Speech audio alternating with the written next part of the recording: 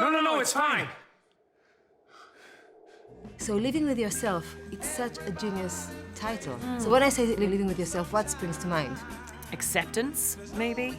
Having to find acceptance that you have to live with yourself. You don't get another, well, in this show you do get another version, but... Yeah, and that there's no escape. You are always going to be living with yourself. So how do you accept it? Does it drive you crazy? How do you deal with that? It is a very clever title. It's a clever show. Just how complex, layered, simple the ideas are, but existential. It's seamless. It's a great title for what this thing is about. I woke up in a spa, went to work, and came home. I woke up in a grave, and then I walked for 6 hours to find whatever the fuck you are. Now there's 2 me's, but There's one life. So, what do you suggest we do? It talks a lot about disappointment, right? Yeah. Not getting what you want, what you expected. Living a life. Yeah. That's really normal, no matter how successful you get or perceived success. What is a successful life and what does it look like? And it can be hard. It's hard. It's hard. I mean, it's also talk about being a better version of yourself, right? If you had to change one thing in you or improving one thing in yourself, what would it be? For me, I do give myself a hard time, and I think I connected with old Miles, so the original Miles character, the most, if as an audience member watching the show, is that he doesn't like himself a lot of the time, or always assumes like maybe he's done something or there's something bad, and that is a trait that I sometimes fall into, and I think a lot of us do, and it's a hard one to get out of.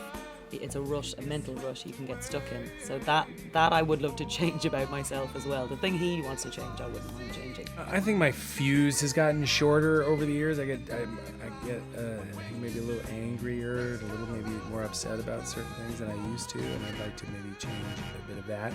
I think that I have a way of detaching from what the life around me in a certain way, maybe engaging with other people, family and friends, and I sometimes can just get in my head and zone out.